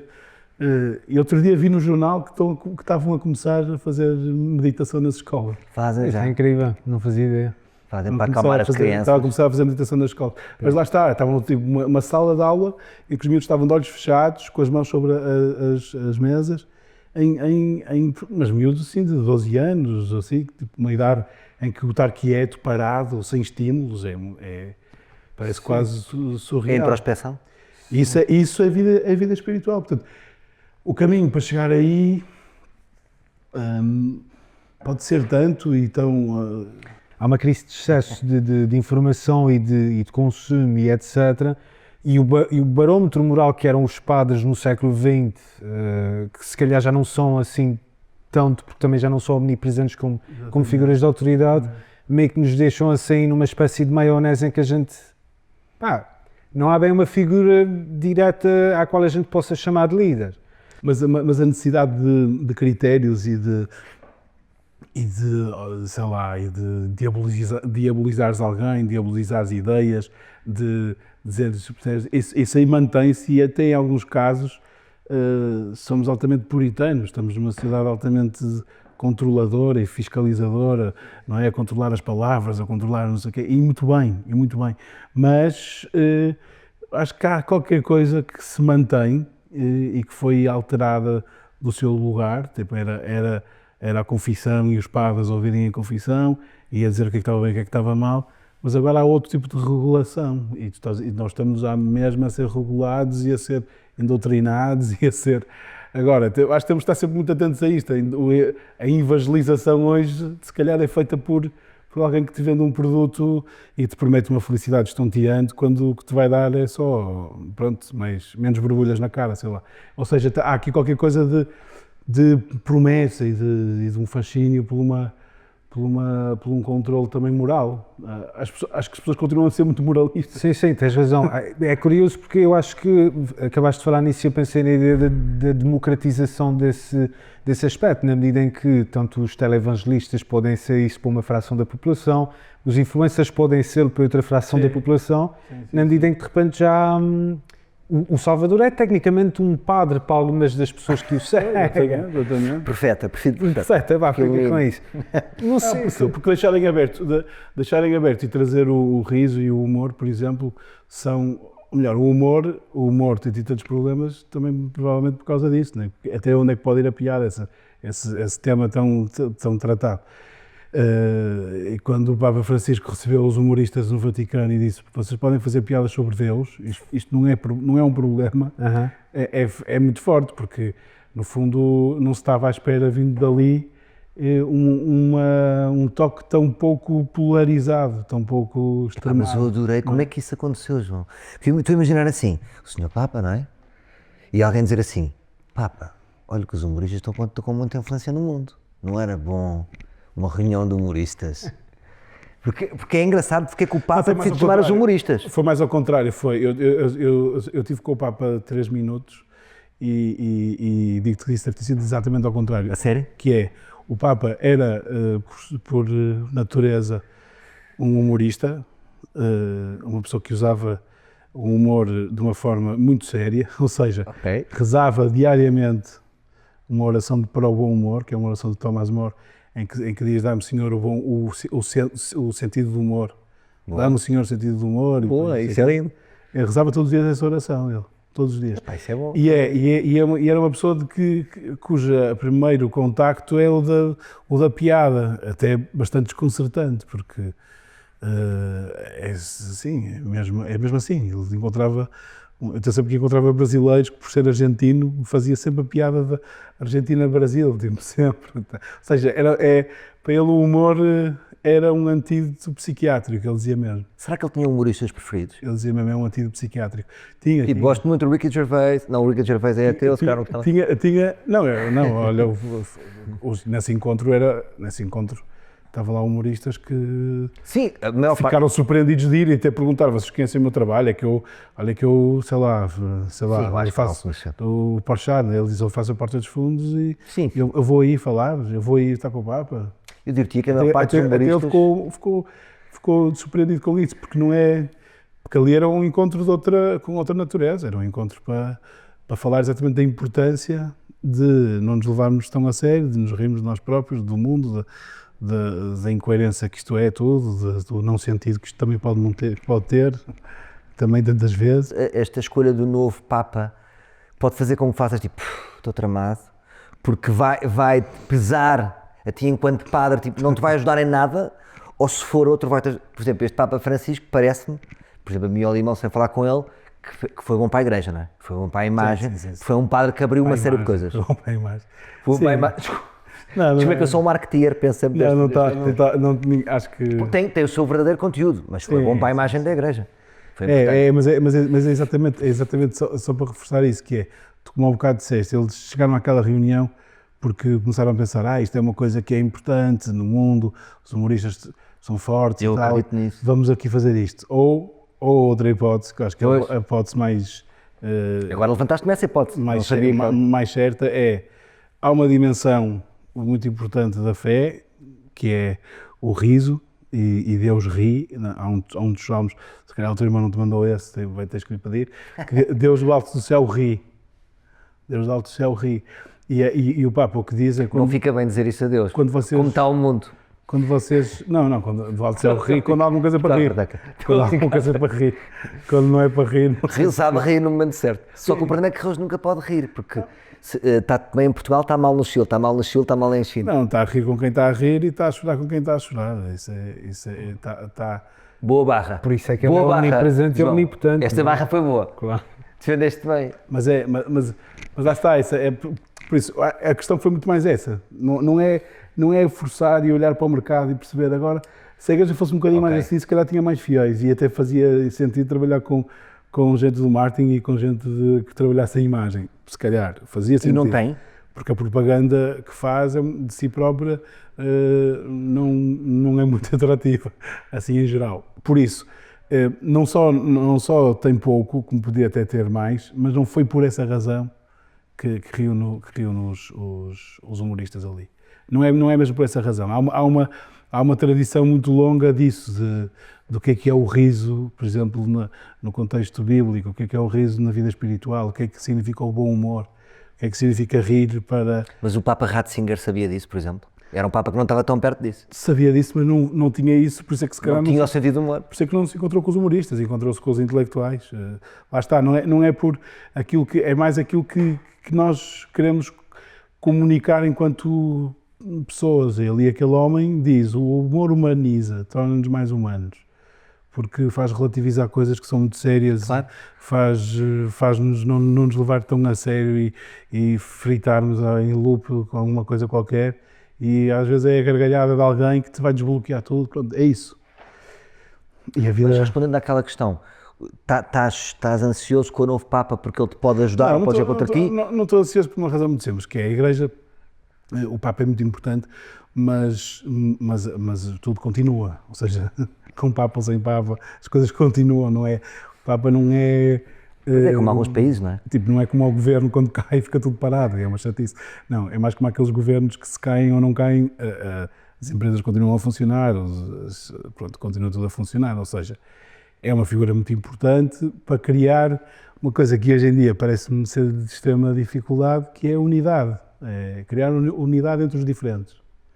É por isso que ele só serve para isso. Mas esse Papa... Ele cria unidade entre os diferentes porque a igreja de um quadrante e do outro naturalmente não se sentem muito irmãos, não é? Uma igreja, um tipo de católico ou outro tipo de católico, normalmente de grupos diferentes, sentem-se irmãos, mas não vão à mesma missa, não partilham os mesmos ideais, muitas vezes. Então é preciso alguém dentro do grupo que diga, eu estou vestido de branco, não é? Eu estou neutro, eu estou muito bem contigo, muito bem contigo, muito bem contigo. A ti, tu devias ser mais assim, tu devias ser mais assado, não é? Tu devias ir rezar mais, tu devias ir tratar mais dos que precisam, tu devias falar mais, tu devias falar menos, tu devias rir mais, tu devias rir menos. É mais isso, é alguém que está a criar unidade no grupo e que escuta o grupo de uma forma muito, muito privilegiada, porque escuta o mundo inteiro. Ele chegou a coisas... porque é que ele se preocupou e escreveu um livro sobre ecologia? O que é que ele tem a ver com isso? E ele diz, olha, porque recebi os bispos da Oceania que me falaram de ilhas a desaparecerem. E, portanto, são os territórios deles, em que eles estão preocupados, não estão preocupados em levar Cristo às pessoas e pronto, já está tudo batizado, vamos embora. Não, estão preocupados que as pessoas vivam de facto bem. E, portanto, isso antigamente acontece. As histórias das pessoas que encontras alteram o destino da tua agenda, vamos dizer assim. Sim, completamente, isso completamente. Há uma coisa que é um privilégio na vida de um padre, que acho que as pessoas podem interpretar muito mal e achar que, sei lá, que acho que o padre não tem interesse em estar-se a meter na vida de ninguém, nem em controlar a vida de ninguém, nem a manipular a vida absolutamente de ninguém. Isso é absolutamente terrível. No dia em que isso acontecer, faça as malas e ponha-me a andar, não é? Parece-me muito feio. A questão é que as pessoas precisam muito de uma instância assim meia independente, anónima, responsável e sei lá, confiável, com quem falar. E com quem falar de coisas muito sérias, muito complicadas, mas também de coisas muito boas. Não vem mais nos maus momentos do que nos bons momentos, mas depois também há grandes bons momentos. E isso é, eu sou turista há muito pouco tempo, agora considero que isto não vai dar para criar nenhuma tese, porque não tem finalidade científica, mas ficas com um arcabouço de humanidade, não é? Deve estar sempre. Ficas Senhor Padre, com posso falar humanidade. contigo? Divorciei-me, Senhor Padre, a minha filha não sei o quê. Senhor Padre... É porque se celebras o funeral de uma mãe que perdeu um filho, ficas ligado a essa situação, a essa história, a essa pessoa, e não podes ir lá dizer duas bacuradas que aprendeste na catequese há 10 anos. Não dá, não cola, não podes ir lá dizer não se preocupe porque vai ficar tudo bem, Deus é bom. Não, tens que estar ali e passares por não ter nada para dizer, ou por sentir que te saiu uma palavra que nem sequer era tua, que te veio por inspiração e que foste um canal para que aquilo acontecesse. Ou seja, tu passas diariamente por coisas de grande profundidade. Sim, profundidade. É tipo o microclima açoriano.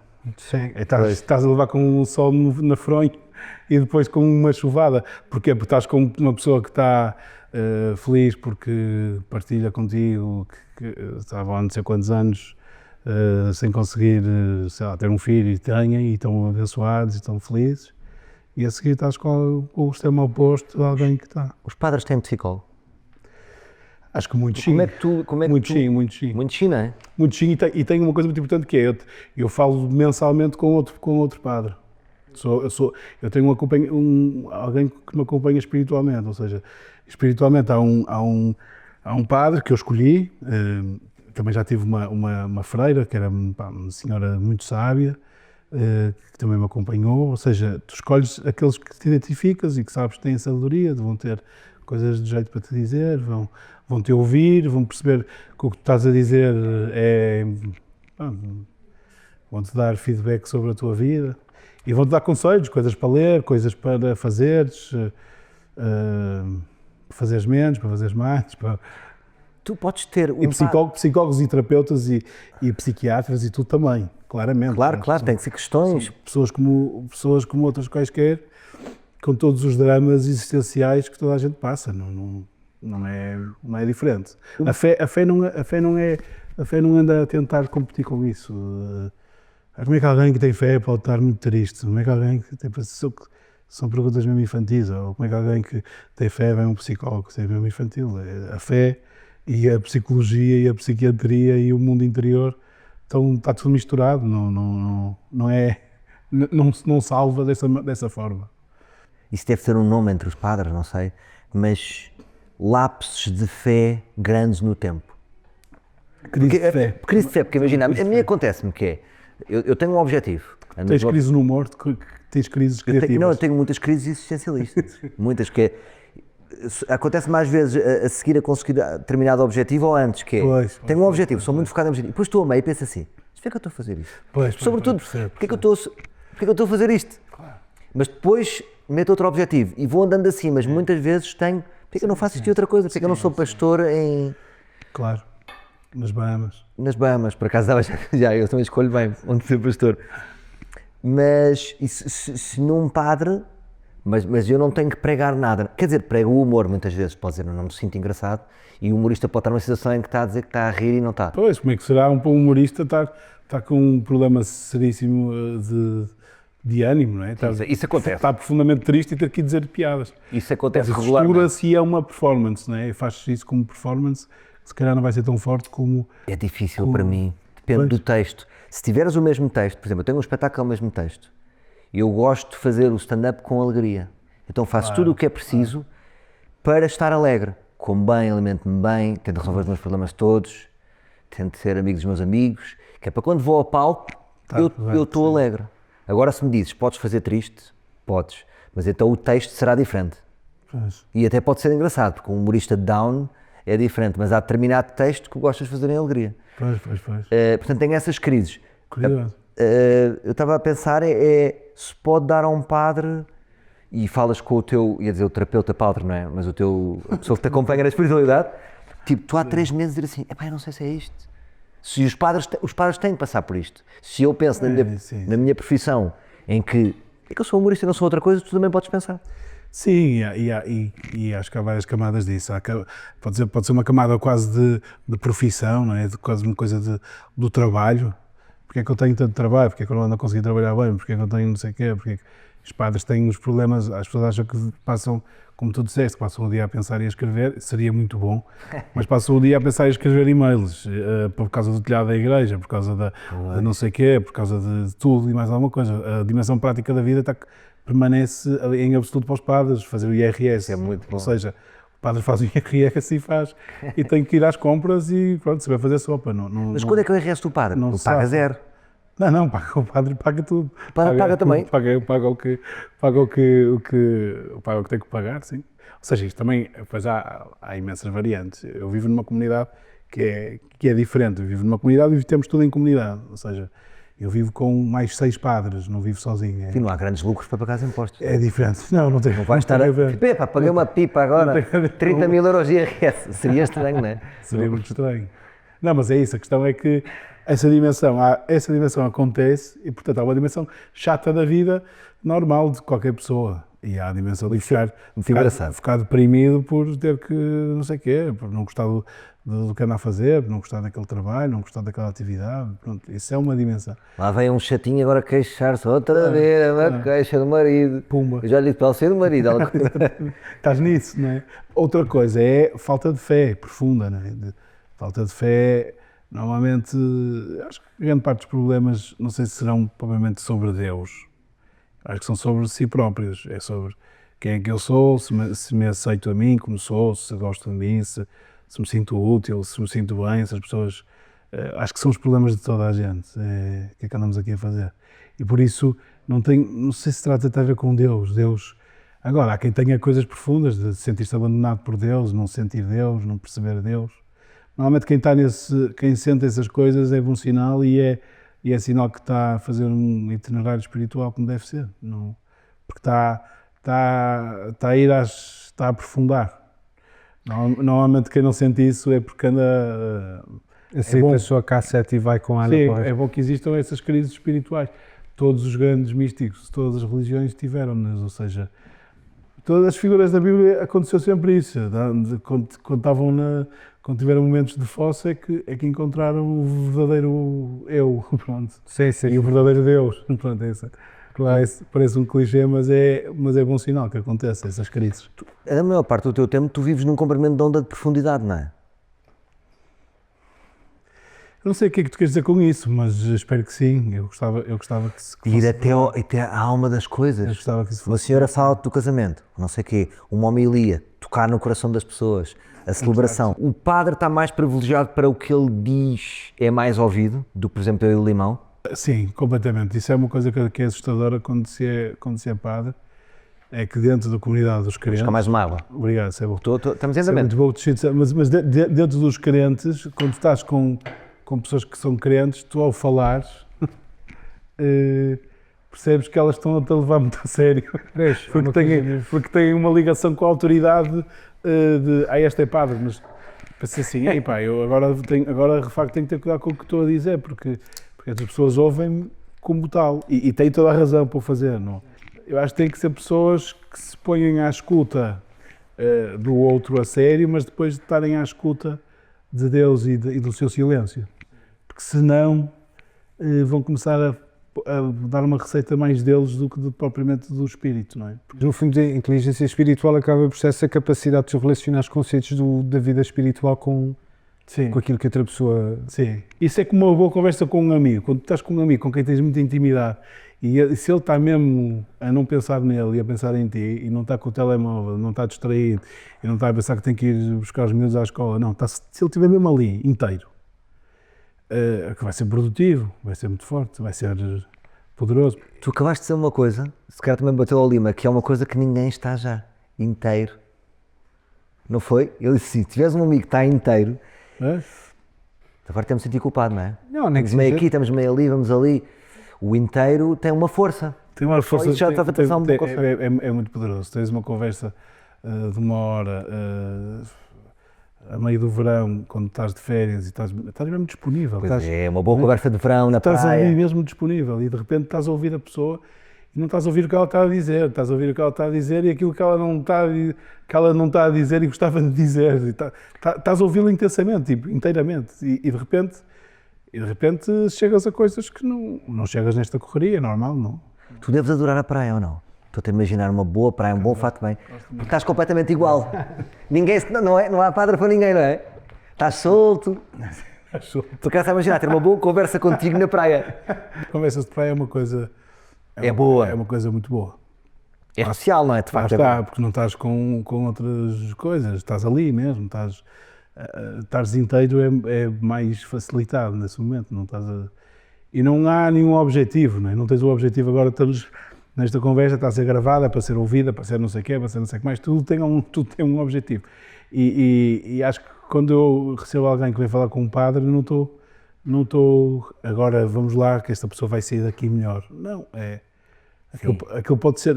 É puro, é mais puro. Pode ser de tudo, Claro. pode ir para todos os lados, a pessoa pode falar do que quiser portanto, e com um amigo também, nesses tempos de palheta natural, tranquila, de repente surgem coisas muito... que ficam. Há conversas que tu te lembras de certeza que tiveste, que disseram-te aquilo e que ficou. Disseste, olha, Exato. Eu penso muitas vezes nisso, porque isto é muito interessante falar contigo, porque tu falas muito e ver o que é que as pessoas assimilam, que é a nossa capacidade de assimilação às coisas, porque isso também é inteligência, não é? Há pessoas que leem um livro e não aprenderam nada na ideia principal, há pessoas que leem 4 páginas e têm a capacidade das 4 páginas de criar algum pensamento próprio. E penso muitas vezes, decisões que eu tomei, onde é que as ouvi, como é que as ouvi. Pois. Existe, de facto, momentos em que a nossa escuta está ativa e outros que não é? Completamente. E estamos em piloto automático e é uma pena porque há imensas coisas que sei lá, é a vida a passar-nos ao lado, não é? E se isso perdurar no tempo é um problema. Vives uma vida emprestada, tipo, estás a viver, sabes lá para quê, ou porquê, não és tu. E essas coisas das decisões, muitas vezes é muito normal uma pessoa falar a alguém, não é? Quando quer tomar uma decisão. É muito normal. Esse é um momento, por exemplo, em que nós não somos saudavelmente pouco autónomos. É bom que não sejamos totalmente autónomos quando temos que tomar uma decisão, não é? É saudável haver alguma validação. É muito Sem saudável. dúvida, todos temos amigos que, por exemplo, têm uma questão técnica de filmes. É com aquele. O Limão, que é realizador, diz-me, olha, e aquilo eu fico descansado. Exatamente. Se for futebol, se calhar não vou falar com o Limão, Exatamente, não é a pasta dele. Não convém. Mas isso é engraçado, todos nós temos os nossos padres para Exatamente. determinadas áreas. Acho que somos figuras uns para os outros nisso. Nesse aspecto, lá está. Somos sacerdotes, profetas e reis, porque é isso. Tu has de ser para alguém em alguma área essa... Mas tu és no profundo, ninguém diz, vou ligar ao João, porque eu não sei se isto é cabo USB. Não é? Ninguém te chateia com isso, é sempre grandes questões. Tu és Não, chamado- imagina, se tiveres uma aldeia com 100 e tal pessoas, provavelmente o padre acaba por ser o posto de finanças, o Sim, bar e sim. tudo e mais alguma coisa. Acho que se calhar hoje em dia em Lisboa, qual é que é a tua paróquia, Encarnação? Sim, eu estou na Baixa. Sim. Isso, na Baixa. Na Baixa. Se calhar não vai lá uma pessoa com uma pen, tipo, olha, será que me podia imprimir Não, mas isto? é assim, eu tenho... As bélicas são danadas. Eu tenho uma profissão, eu tenho uma, agora se calhar vai ser difícil, as pessoas não vão perceber nada, mas também não faz mal, que não precisam perceber nada da minha vida, mas eu tenho uma galeria de arte contemporânea, eu estudei Belas Artes, tenho uma galeria de arte contemporânea, tenho a profissão de organizar exposições de arte. Eu trago-vos os melhores padres, é um padre artista. Não, pronto, é uma coisa, os jesuítas É escultor. temos profissões de alguma maneira, temos trabalhos que servem à comunidade de modos muito diferentes. E, portanto, o meu dia-a-dia é lidar com coisas muito práticas na Brutéria, que é esta associação cultural e científica, no bairro Alto, com coisas muito práticas. E eu faço exposições, não são exposições religiosas, são exposições em que eu tenho boas conversas com bons artistas que eu tenho a sorte de poder escolher eu. A Brutéria era uma revista, não era? Era. Mas de repente, neste momento, é um espaço cultural Sim. em que quem organiza são os jesuítas e que há aqui uma mistura entre religião e artes. Sim. Fica interessante. É religião e cultura, no fundo, é. Então, porque é que nós podemos ir ver na Brutéria uma série de coisas? Olha, muita coisa. Uma pessoa pode inscrever-se e estar lá 3 dias a ouvir um curso sobre, sei lá, a atualidade política, sobre o que é ser de esquerda ou de direita e estar a aprofundar temas políticos. E num curso bom de 3 horas ou 2 horas em 3 dias de finais de tarde, assim, podes ter disso, podes ter bons artigos de espiritualidade, de política, Já tiveste stand-up? de literatura. Já tiveste stand-up? Isso é engraçado. Não tivemos É que a stand-up. igreja ri, tem sentido de humor, mas nunca vi a igreja organizar nada com comédia. Já pensei, Não é? já pensei Portanto, o que eu digo, ao mesmo tempo há uma distância. Sim. Não, já tivemos vários comediantes a irem falar. É sempre o Ricardo Araújo Pereira. É quase, Não é? é muitas vezes. Que é teu. Isso é que é mas- giro, não é? Não é teu? Por acaso, é teu. Portanto, Ele nunca. é o ateu a escolher para falar assim. Sim, vai bastante. Se calhar também por isso, porque se calhar também tem um discurso sobre a teoria do humor, de alguma maneira. Também faz um contraponto interessante. Mas já tivemos performance de muito tipo, ou seja, performance. Sim, eu estou mais na área da arte contemporânea, portanto, não ia a tua pasta, não ia programar o. Portanto, aqui há uma galeria, há uma grande biblioteca com 5 andares de livros, há Há uma cantina, aqui, eu já fui lá almoçar e é muito bom. Há um café muito bom, tipo. E depois temos os espaços que Aquilo é muito interessante.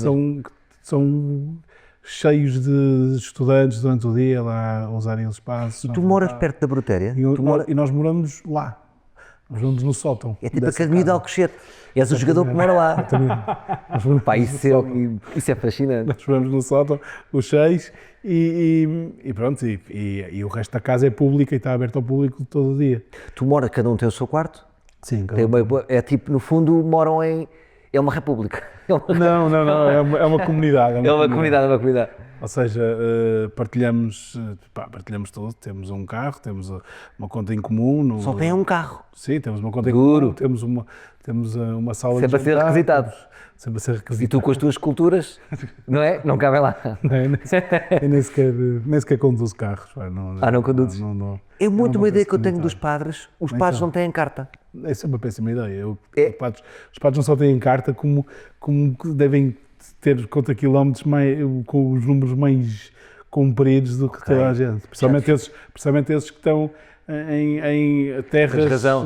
perdidas e têm 8 paróquias e por dia fazem, por fim de semana fazem quilómetros e quilómetros. Podem meter Não, na é uma- empresa, quilómetros, isso é bom. Podem ter empresa. Sim. Porque eu tenho esta ideia de, vamos levar o senhor padre. Quem leva o senhor padre? O senhor padre vai que não. Eu levo o senhor padre. Ah, é? Eu acho que há esta... Não, estás limão. O senhor padre é sempre levado e trazido. Não, os seus padres têm muitas vezes carro. Olha, em relação às mesmo. tuas esculturas, que são muito Preciso bonitas, mesmo. interessantes, grandes, tu és grande a tua escultura.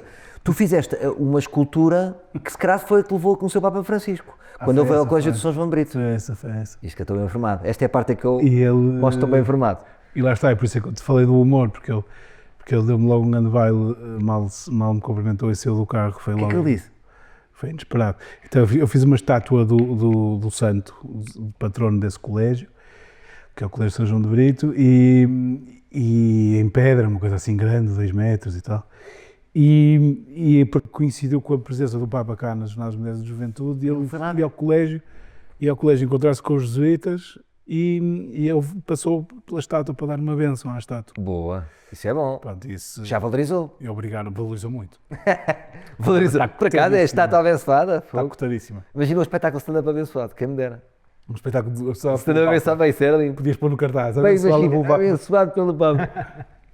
Não sei se. Não, mas ele teve muita piada, saiu do carro e foi logo muito. Sim, brincou logo com a situação.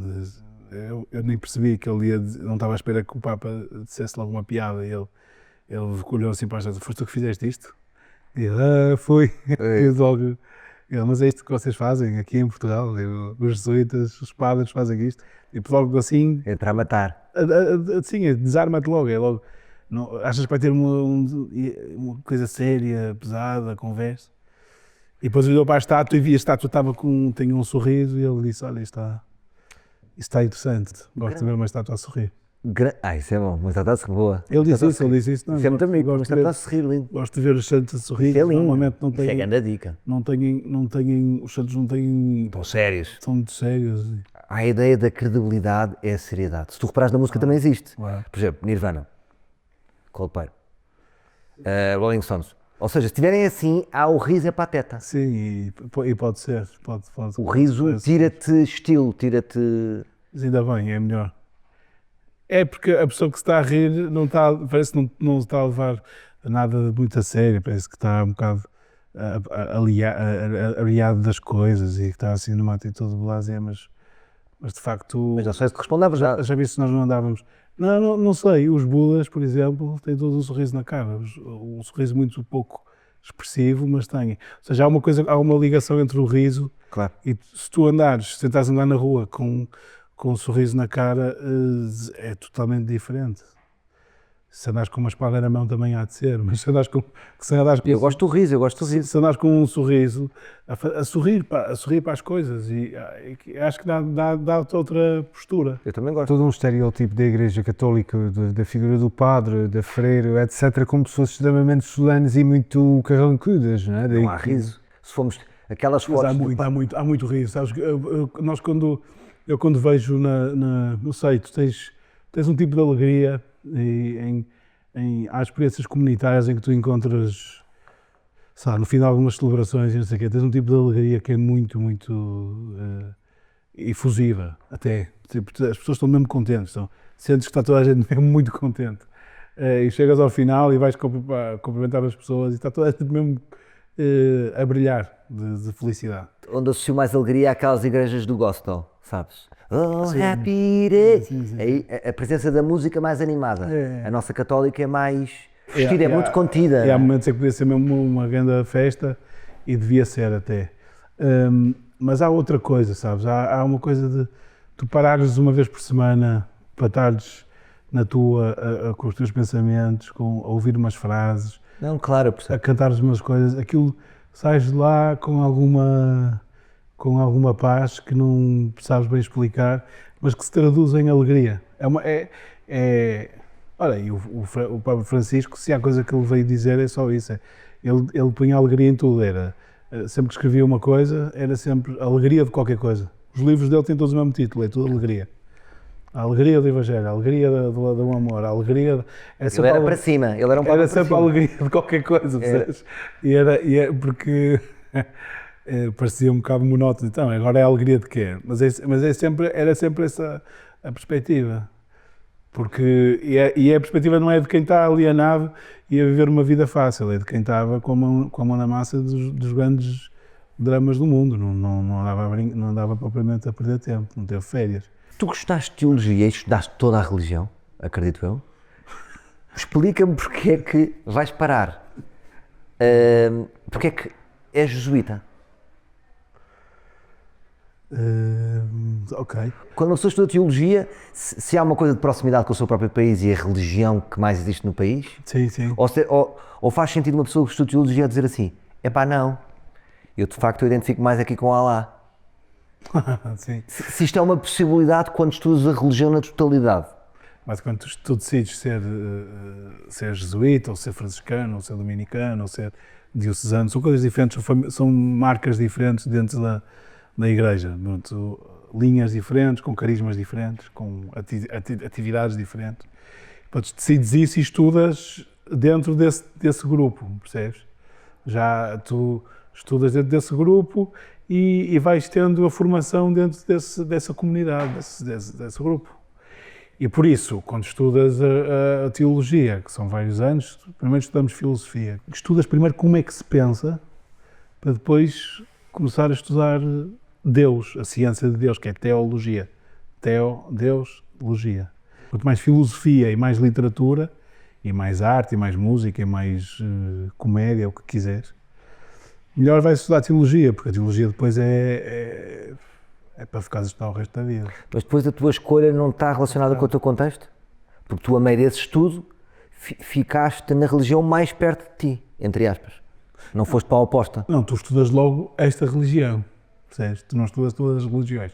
Na filosofia tens cadeiras engraçadas que são filosofia da religião, que é estudar um bocadinho o fenómeno religioso, tipo, o que é isto das pessoas acreditarem, porque é que acreditam e não sei o quê. Mas não é um padre a dar-te essas aulas, nem lês autores que são padres, tu lês autores que são contra a religião e outros que são a favor da religião, eles fazem só antropologia da religião, estudo profundo da religião e do sagrado e dessas manifestações todas. Mas não seria esse o curso mais completo? É tu estudas todas as religiões e depois escolhes ser sacerdote numa. Não era mais justo? Assim, na prática seria absolutamente impossível. Estamos a falar de coisas de uma dimensão colossal. Se era infinito, não era? Estavas com cabelos brancos a dizer, faltam-me 2 cadeiras. Então faltam-me 2 cadeiras para o... Tenho 92. O taoísmo, exatamente. Não dava. Uma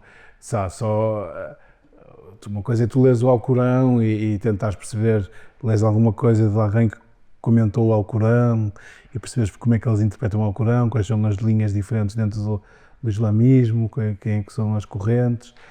Outra coisa é perceberes também um bocado das outras religiões, mas não consegues aprofundar. Tem que ser por ti. Se fosses expulso desta região, para qual é que irias? Desta religião. Se fosses expulso. Para estar expulso não podes. Não podes. Eras obrigado a ir para outra religião. Qual é que irias?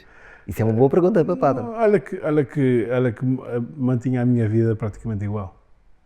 Então não tinhas religião? Não, eu não me sinto a pertencer a uma instituição que me pode expulsar ou aceitar ou fazer. Não, isto é um isso. Eu acho que mantinha a minha vida, porque eu acredito eu acredito em Cristo, na vida de Cristo. Tipo, Cristo está vivo, é só isso. Tão simples quanto isto. Cristo está vivo em mim, pronto, e é só isto. Portanto, se me dissessem assim, olha agora Cristo não está vivo. A Igreja Católica acabou. Tipo, morreu toda a gente da Igreja Católica. Ou acabou. Tipo, sim, acabou. Houve uma ordem que acabou com todas as igrejas. Então continuavas a ter os evangelhos e continuavas a ter... Sim, mantinhas com o teu pensamento, está bem, mas eu sou dos antigos. Cristo para mim está vivo em mim. Sim, agora, se me quisesse ser convencido do contrário, também era possível, convencer do contrário. Mas já hão de te ter tentado convencer do contrário, provavelmente. Já foi um bocado. É um bocado insuficiente, porque eu próprio convenço-me do contrário e desconvenço-me do contrário sozinho todos os dias. Portanto, isto não se. Isto é o limão. Isto A fé não é uma coisa que tu tens como quem tem uma chave no bolso das calças. Não, a tenho, perdia, não perdi, já tenho, já está aqui, está acolá. Não é assim. Trabalho constante, não é? Sim. Estás em constante construção. Tu és ateu, tu és agnóstico, o que é que isso significa? Eu tenho claramente um ateu dentro de mim todos os dias e um agnóstico dentro de mim todos os dias. E é curioso porque o ateu é alguém que é difícil ser ateu. O ateu é mesmo negar a existência de Deus. É tipo, não há Deus, é impossível haver qualquer tipo de Deus, força superior, qualquer coisa de divino. E o agnóstico é aquele que diz, o há é sempre uma negação, não é? Ateu, não Deus, agnóstico, não conhecimento. E nós não conseguimos conhecer a completude, complexo de Deus. E isso estou completamente de acordo com isso. Não, é o que é que eu conheço de Deus. É ridículo nós termos a ousadia. O que é que temos a ousadia de falar de Deus? Deus podemos falar mesmo muito e dizer o contrário daquilo que acabamos de dizer e vamos estar a falar ainda de Deus. Sim, sim, sim. Deus é muita coisa. Ele próprio Jesus, quando falou de si, falava de coisas muito diferentes. Eu sou o caminho, a verdade e a vida. O que é que isso tem a ver umas coisas com as outras? Eu sou uma porta. Ele estava sempre a dizer coisas que era e que dizia, ok, portanto, queres decidir uma? Eu sou um bom pastor. Não, mas valia decidires uma, que é muita coisa. Já fizeste alguma escultura de como tu imaginas Deus? Como é que é a representação estética do teu Deus? Imaginas um Deus, por exemplo, o Deus do humor, que é o homem de barbas, não é? Um homem de barbas longas, não, magrinho. Esse aí está totalmente errado. Que é parecido com Jesus, no fundo é o pai de Jesus, esteticamente. O pai de Jesus é uma péssima representação. Então como é que é para ti o teu Deus? Porque é péssimo. Não um gostas? templo na cabeça, tipo a fazer com uma barba comprida, com uma túnica branca. Mas é representado como um velhote, não é? Um velhinho. Sim, o Pai Natal, basicamente. Às vezes Não, estava-te a falar, esse é o Deus da comédia, assim. O meu Deus é tipo, talvez seja o Morgan Freeman. Percebes? É uma narração. Eu estava a pensar... É uma voz. Não tem cara. Eu estava a pensar nisso. E tu também? E ele tem um filme em que faz de Deus e que está... Que é, não é? Em que ele é Deus e está a maneira como... Acho que já não sei o que é o Jim Carrey que se encontra. Exatamente, é o Jim Carrey. Mas é o yes, que ele tem que dizer sim a tudo. Essa é uma grande imagem de Deus. Eu também gosto. Porquê? Porque ele, no momento em que ele está vestido de empregado de limpeza a limpar um pavilhão. Humilde. Ele está a limpar um pavilhão com uma esfregona e ele vai lá, tudo vazio, e ele e começa ali a falar. Começam a falar sobre... Eu também acho que Deus pode ser o Morgan Freeman para mim. E para ti também é assim, desse estilo? É uma voz, é um... É curioso falares da voz. A voz é muito importante nisto. A voz é muito importante nisto. Eu acho que figurar coisas é complicado, é muito difícil. Cristo é uma figura, não é? Portanto, o que se dizia de Cristo ele é a imagem de Deus invisível. Deus sempre foi invisível, nunca ninguém o viu. Quando se manifestava era uma voz, aparecia uma nuvem e ouvia-se qualquer coisa. No Antigo Testamento é sempre uma nuvem a falar, nunca é um senhor de barbas, nunca se viu um senhor de barbas. É uma nuvem que fala, ou uma coluna de fogo que fala, ou qualquer coisa. Portanto, é muito importante a questão da voz. Como é que nós sabemos que Deus está a falar connosco? Porque ninguém está à espera, tipo, há uma voz, isto é Deus. Mas às vezes pode haver aqui um diálogo. Pois, olha... Tu sentes que às vezes é algo que te é dito? Sim. Pois, seria... É uma pergunta muito profunda, não é? Estou-te aqui a partir todo. É muito difícil... Vinhas para ouvir uma velhinha... É muito difícil responder, mas é sabe, o que dizíamos ao bocado da inteligência espiritual, o que dizias ao bocado também da intuição, da pessoa ouvir uma voz, de dizer que é para ali, que é para acolá, para tomar uma decisão. Acho que vamos tendo essa gramática, vamos aprendendo. Dizer, não, isto não é, em princípio isto não foi nada a ver com Deus, isto foi mesmo só da minha cabeça, isto não tinha mesmo nada, só os meus amigos imaginários, os meus fantasmas, os meus medos, as as minhas construções mentais, pronto, isto está a ser, estou a ser eu a enredar-me a mim próprio, não está a ser Deus. Portanto, quando Deus diz estoura-te como um homem-bomba ali naquele prédio, à partida não sei se será bem Deus, não é? Se não é bem Deus. Eu respeito muitas religiões dos outros, mas uma pessoa tem que dizer, olha, isso não é a voz de Deus. Não É estranho, tens a certeza que é Deus? Não sei. Não me parece, é que não parece mesmo que seja por aí. Ou seja, há coisas que tu ouves e são dissonantes, são tipo, parece que está desafinado. Que as pessoas dizem, Deus tem-me pedido para não sei o quê, e tu, ui. Mas então é estranho. Tu estás a ouvir a pessoa a falar e estás a dizer, não, isto é um caso psiquiátrico, Deus não está a pedir isso, a pessoa está a ouvir vozes e não sei o quê. Outras vezes, acho que é muito mais simples do que parece, é muito por, de repente há um texto que parece que aquilo salta e, percebes, há assim uma frase que te fica e tu dizes, esta frase é forte. Ficas o dia inteiro com aquela frase. E isso aí, está bem, mas isso é poesia, não é Deus. Pronto, mas é alguma coisa que te tocou, que te mexeu, que te moveu, que te transformou aqui umas sinapses quaisquer de lugar e de repente começas a intuir Deus. Mas também é engraçado, porque por oposição pomos sempre Deus como irrepreensível, porque Deus, se for um mau conselho, nunca é Deus. Se for um mau conselho, nunca é Deus. Não. Mas Deus também tem falhas, ou não? Não, Deus não falha. Deus não falha. Nesse aspecto é irrepreensível, sim. Não, Deus sim, é totalmente irrepreensível. Pois Deus não pode falhar, não é? É totalmente irrepreensível porque tu chegas a uma verdade de ti, é tipo uma coisa muito fina, muito pura e muito acabada, em que tu dizes, não é isto, percebo que é isto. Então Deus é o nosso lado bom. Deus habita no nosso lado bom, completamente. E por isso quando tu ativas muito mais isso do que outra coisa qualquer, começas a perceber que isto dá bons resultados, que isto é produtivo, que isto é forte, que isto cria-te vontade e portanto cresces em ver o mundo de uma forma mais aberta, com mais esperança, com mais futuro, começas a olhar para as coisas com mais futuro do que propriamente. E as fatalidades e o caos e não sei o quê começam a ficar um bocado em segundo plano. Não é em segundo plano, começam a ser postas em perspectiva. As coisas começam a ser postas em perspectiva.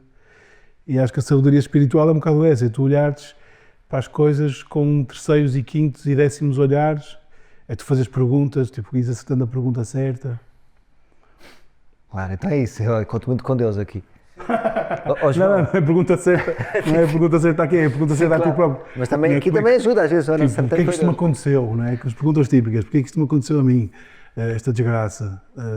A pessoa se vai ficar a perguntar-se muito tempo sobre porque é que isto me aconteceu, o que é que se calhar é preciso perguntar para que é que isto me aconteceu? Isto está-me a levar aonde? Isto está-me a fazer de mim de que tipo de pessoa, não é? Pronto. Grande João, olha, muito obrigado. Estava na esperança que deixasses cair um bocadinho o copo, porque assim, de certa forma, a água das pedras abençoarias este podcast. Mas bebi duas e vou-te levar mais 3 ali daquele armário. Dou-te uma caixa para dar a todos os jesuítas. 6 têm que partilhar. Eu tenho sempre disso em casa também. Ora, só para terminar, tivemos aqui um padre escultor e de certa forma faz sentido porque estávamos aqui a pensar antes de isto ir para o ar, porque é que um padre de repente é escultor, não é só um capricho de padre, faz sentido também. Sim.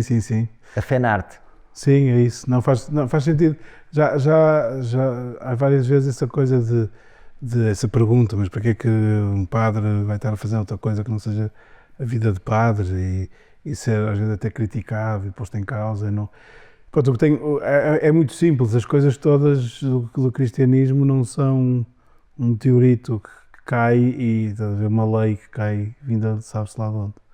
As coisas nascem do sítio onde tu estás e do que tu sabes fazer e do que tu és. E portanto faz sentido nós temos uma casa como a Broteira onde a cultura cristã se encontra com a cultura urbana contemporânea, com as coisas contemporâneas, com o dia-a-dia do mundo.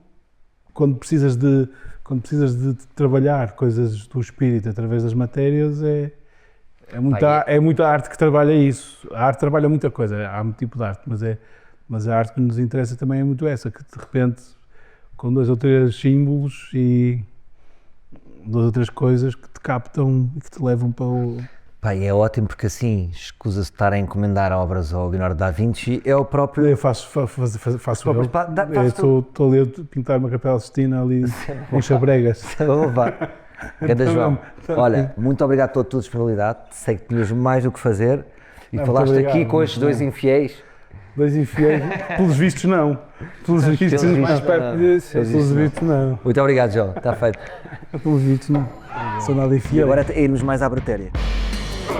Eu já lá fui, agora fico mais... Vou ter que fazer lá